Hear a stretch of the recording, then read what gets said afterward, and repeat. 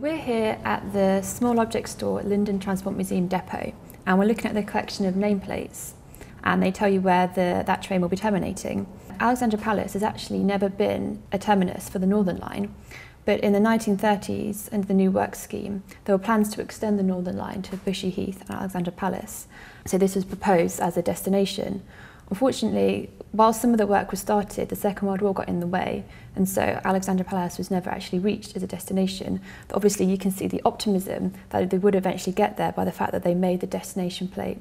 The reason I love this object is because, for me, there's so much history in the underground, and a lot of that history is about things that have disappeared today. So lots of people are fascinated by the ghost stations, so stations that are no longer used.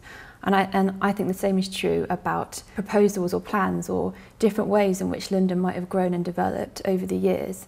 For example, if the Northern Line extensions had gone ahead, then places like Crouch End, Stroud Green would have been connected to the Northern Line, and think what difference that would make to people living in North East London today to be connected to the tube network. So these green acanthus leaf tiles will be familiar to lots of people who've travelled on the Piccadilly line in London.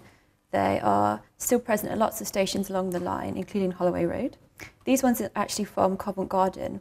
The stations on the Piccadilly line, Bakerloo and what's now the Northern Line were designed by Leslie Green in the Art Nouveau style.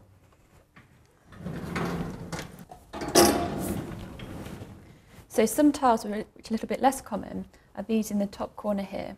Now these are Art Nouveau in the same style as the acanthus leaves, but obviously a little bit less vibrant than those green ones. These tiles are rare because they're from the King William Street station, which was the original terminus of the City and South London Line Railway, which was the first deep level tube, opened in 1890.